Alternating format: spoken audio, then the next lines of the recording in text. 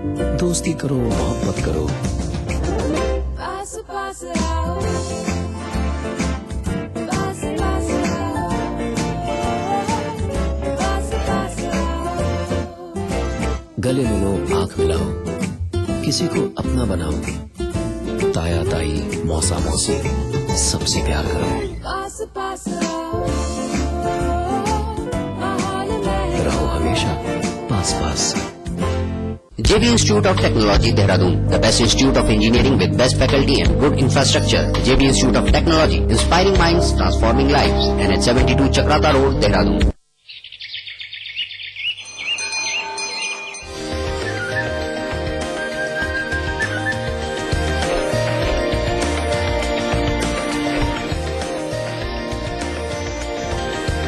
Pentagon mall Haridwar, Uttarakhand का सबसे बड़ा मॉल और मल्टीप्लेक्स निर्माता सुपरटेक।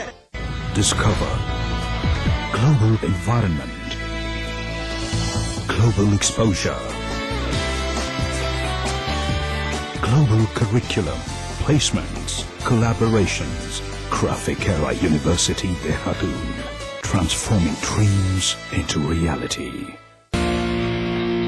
भैया द प्लान इज रेडी। यहाँ मेगा मॉल बनेगा, the biggest India has ever seen.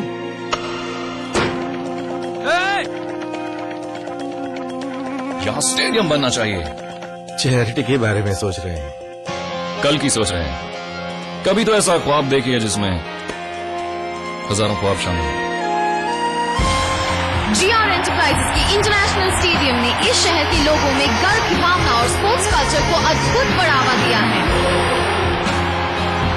भैया ये तो वही GR Enterprises shares have reached an all-time high. जब दूसरों के ख्वाब पूरे करोगे ना, तो अपना कल बनते देखोगे।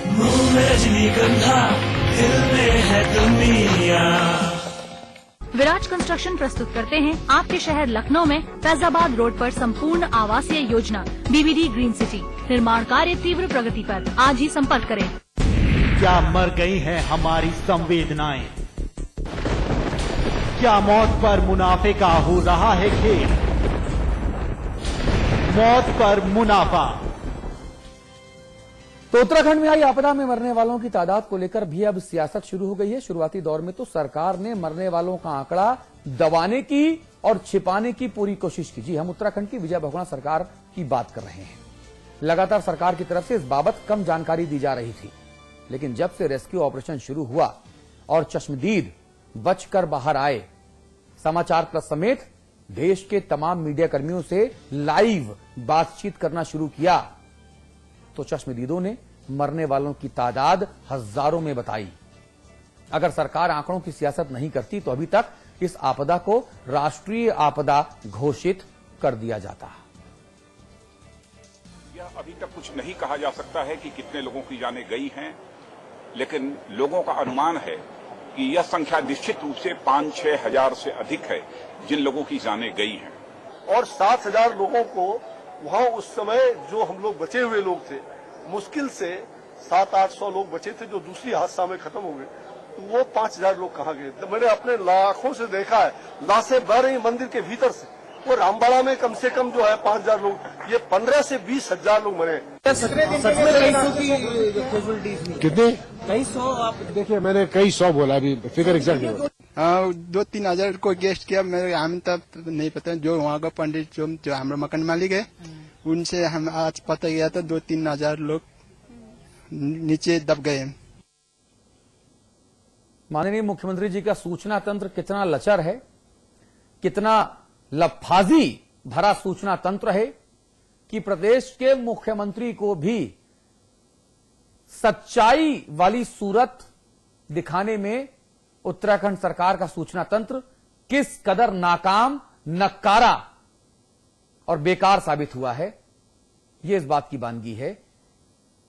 अमेरिका की तरफ से एक रिपोर्ट आई, सैटेलाइट रिपोर्ट। उस रिपोर्ट में ये अंदेशा जताया गया कि मरने वालों का जो आंकड़ा है वो 2.5 से 5.5 हजार के बीच हो सकता है। जो आपदा जो सैटेलाइट के जरिए उन्होंने देखा, पहले की तस्वीरें और अब की तस्वीरें, और जो ये फ्लैश फ्लड का जो फ्लो था, जिसकी धमक उन्होंने सैटेलाइट के जरिए मापने की कोशिश की, इसे रिमोट सेंसिंग टेक्नोलॉजी कहते हैं।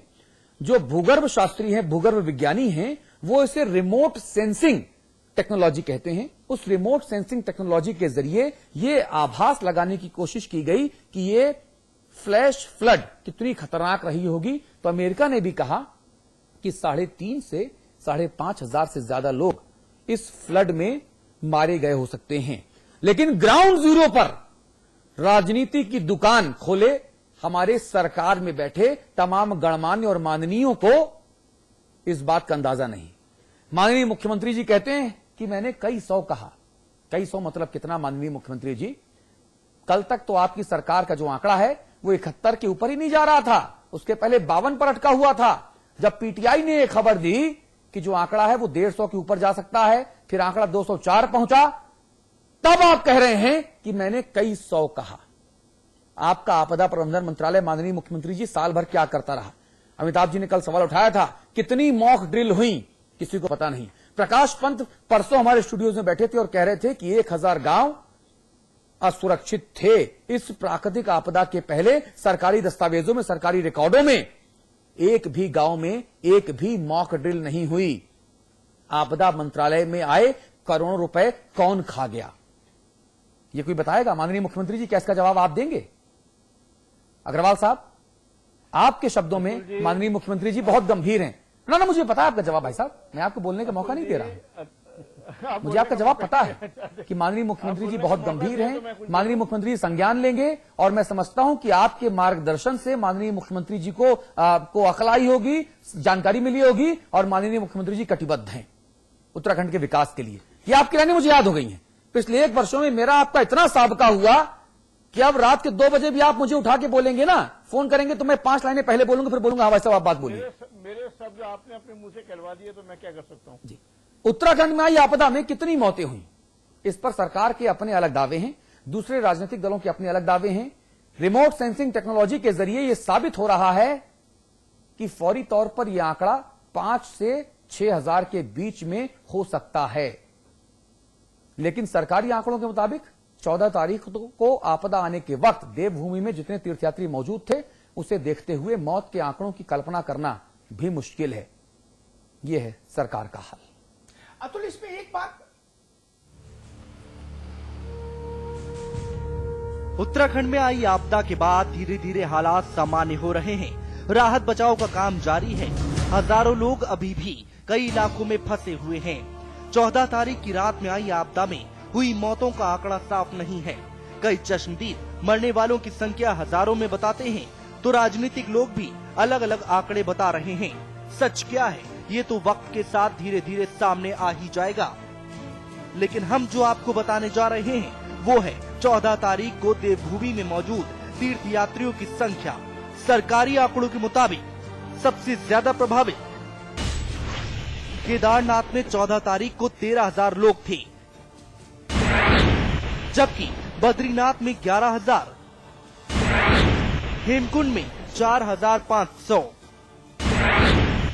यमुनोत्री में 8,500 और गंगोत्री में 7,500 तीर्थयात्री मौजूद थे। कुल मौजूद लोगों की संख्या देखी जाए तो ये 44,500 होता है। आपको बता दें कि ये सरकारी आंकड़े हैं, लेकिन गौर करने वाली बात ये है कि 15 तारीख का दिन सोमवार का दिन था। सोमवार का दिन शिव का दिन कहा जाता है। ऐसे में केदारनाथ में भारी भीड़ होती है। अब अगर 44,500 लोग आपदा प्रभावित क्षेत्र में मौजूद थे तो अंदाजा लगाया जा सकता है कि मरने वालों का आंकड़ा कहां जाकर ठहरेगा। ब्यूरो रिपोर्ट, समाचार प्लस। और इस वक्त उत्तराखंड के नेता प्रतिपक्ष और बीजेपी के नेता अजय भट्ट साहब हमारे से जुड़ गए हैं। अजय भट्ट साहब, स्वागत करने का जो परंपरा हमारे चैनल की है वो आज उस परंपरा को मैं निर्वाह नहीं कर पाऊंगा, मैं माफी चाहता हूं आपसे। इस वक्त क्या सूरत हाल है उत्तराखंड के, बता पाएंगे? बहुत खराब हाल है उत्तराखंड के। अकल्पनीय है, जो दूर बैठा व्यक्ति है इसकी कल्पना नहीं कर सकता है कि रामबाड़ा से 2 किलोमीटर ऊपर लोग फंसे हों और वो अपने बदन के कपड़े खोल के फैला रहे हों। हमें, हमारी को बचाओ, किसी तरह हमें बचाओ। लगातार यहाँ जमीन कट रही है, और मंदाकिनी जी काट रही हैं और ऊपर से जा रहे हों, उसमें से भी लगातार 7-8 आदमी मर गए हों उनके और कुछ लोग ऊपर बचे हों। तो अब आप अंदाज लगा सकते हैं कि जीवन किस तरह से अब मौत सामने देख रहा है। सरकार की तरफ से जो प्रयास किए जा रहे हैं वो प्रयास काफी हैं, पर्याप्त हैं? देखिए 2-3 दिन तक तो हम चुप थे क्योंकि बारिश बंद नहीं हुई थी, वहां पर रेस्क्यू करने में बहुत दिक्कत आ रही थी। लेकिन जो आज के हालात आ रहे हैं, जिस तरह से यमुनोत्री से फोन आया कि 1200 लोग ईसा वासा में रुके हैं लेकिन राशन खत्म हो गया है, पायलट बाबा जी के आश्रम में लोग रुके हैं उससे नीचे राशन खत्म है, भटवाड़ी के होटलों में जहां लोग रुके हैं राशन खत्म है। कई जगह जो ये रिपोर्ट्स आ रही हैं ये बहुत भयावह है, डरावनी है। फाटा में भी इतने लोग वहां से ऊपर से नीचे लाए जा रहे हैं, उनके ऊपर उस अनुपात में पैकेट हम नहीं दे पा रहे हैं, खाद्य सामग्री नहीं दे पा रहे हैं। जो वहां से लौट के लोग आ रहे हैं वो यहाँ पर उनसे हमने पूछताछ करी जौली ग्रांड पर, तो उन्होंने कहा कि हमको 3-3, 4-4 दिन से हम भोजन नहीं किए हैं, पानी तक नहीं है, वही हमने लिया है। और कल जिनको निकाला गया है ऊपर से केदारनाथ जी के नीचे से, तो उन्होंने कहा कि बर्फ वहां जहां थी उसको पी के हम प्यास बुझा रहे थे क्योंकि नालों का पानी बहुत गंदा था। तो इस तरह से जीवन वहां पर जो है ये अकल्पनीय है और रूह कांप जाती है। चलिए बहुत बहुत धन्यवाद आपका, बहुत बहुत धन्यवाद माननीय अजय भट्ट साहब समाचार प्लस से बात करने के लिए। अमिताभ अग्निहोत्री जी आप कोई बात कह रहे हैं? मैं सुरेंद्र जी से एक बात पूछूंगा। सुरेंद्र जी, ये किस तरह की पर्देदारी है? क्यों कंबल ओढ़ के बैठे हैं? कंबल तो आपदा पीड़ितों को दीजिए, आप कंबल क्यों ओढ़ लिए? सरकारी बाबू कह रहे हैं कि 175 मरे हैं, 170 मरे हैं, 180 मरे हैं। मुझे बताइए 50,000 आदमी, 45-50 हजार आदमी तो सरकार के मुताबिक तीर्थयात्री था जो बाहर का था, और चारों धाम के पूरे परिभाग को मिला ले, भूभाग को मिला ले, तो 10-1 हजार आदमी वहां का स्थानीय भी होगा जो व्यवस्था संभालता होगा वहां। 5,000 तो घोड़े खच्चर वाले थे। मैं वही कह रहा हूं, 10,000 मान लीजिए, तो 60,000 आदमी में से कितने को बचा के लाए हो आप? और बाकी कहां है? कितने रेस्क्यू हुए हैं अभी तक? बाकी कहां है? साहब जी, आसमान खा ले गया या पाताल लील गया? कहां गए लोग?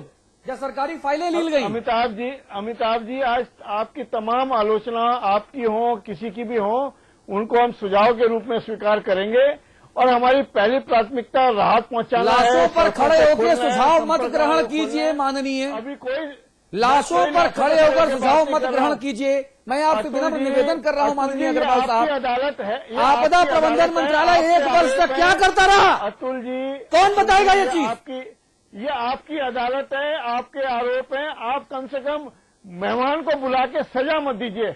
मैं अपना व्यू आपके सामने रख रहा हूं, उस अधिकार को मेरे सुरक्षित रखिए, ये मेरा निवेदन है आपसे, क्योंकि मैं सिर्फ अपना नजरिया पेश कर रहा हूं। जरूरी नहीं है मेरे नजरिए से आप सहमत होइए, आपको पूरा अधिकार है मेरे नजरिए से सहमत आप हों या ना हो, परंतु मैं महज अपना नजरिया पेश कर रहा हूं और आपकी अदालत में हूं, मेरी बात सुनी जानी चाहिए। मेरी बात से आप सहमत ना हो, वो आपके उस अधिकार का मैं सम्मान करता हूं। सुरेंद्र जी, आपके इस अधिकार की सुरक्षा की, अक्षुण्य सुरक्षा की गारंटी में। ठीक, धन्यवाद। एक बहुत विनम्र सवाल, सिर्फ मैंने अपना नजरिया पेश किया है। बिल्कुल स्वागत है आपका। एक बहुत विनम्र सवाल, मैंने पिछले 2 दिन में भी ये सवाल पूछा था अपने मेहमानों से, आपसे भी पूछूंगा, मैंने प्रकाश पंत से भी पूछा था। उत्तराखंड संवेदनशील राज्य है प्राकृतिक दुर्घटनाओं के लिए, ये बात आज तय नहीं हुई, सदियों से है ना? तो ये तो सबको पता है। मुझे बताइए, आपदा मंत्रालय, उसके बाबू चपरासी सेक्रेटरी और मंत्री ये समोसे खाते रहे साल भर क्या? मुझे आप एक घटना बता दीजिए, एक स्थान बता दीजिए, मैं वेरीफाई करके आपसे अपने माफी मांग लूंगा कि इन इलाकों में मॉक ड्रिल्स की गई कि भाई अगर आपदा आ जाए तो कैसे रेस्क्यू होगा। उसकी मॉक ड्रिल होती है ना दुनिया भर में कि नहीं होती है? दिल्ली में मेट्रो चली तो हर स्टेशन पर मॉक ड्रिल होती है, एक 3 महीने 4 महीने के अंतराल पर, कि अगर किसी दिन मेट्रो में भगदड़ मच जाए तो हजारों लोग मारे जाएंगे। तो मॉक ड्रिल होनी चाहिए ना, उसमें ये एम्बुलेंसेस के टेस्ट हो जाते हैं, सिक्योरिटी टेस्ट हो जाती है, खान पान टेस्ट हो जाता है, स्ट्रेचर टेस्ट हो जाते हैं, सब। आपने कहां मॉक ड्रिल किया 1 साल में, मुझे बता दीजिए। जी, और मैं उसके पहले चाहूंगा कि जरा आपदा मंत्री यशपाल आर्या साहब का फोन लगाया जाए। ये सवाल मैं यशपाल आर्या साहब से खुद पूछना चाहता हूं। और हमारे साथ आचार्य प्रमोद कृष्णम साहब भी मौजूद हैं। अग्रवाल साहब, यशपाल आर्या जी राजनीतिक आपदा मंत्री हैं।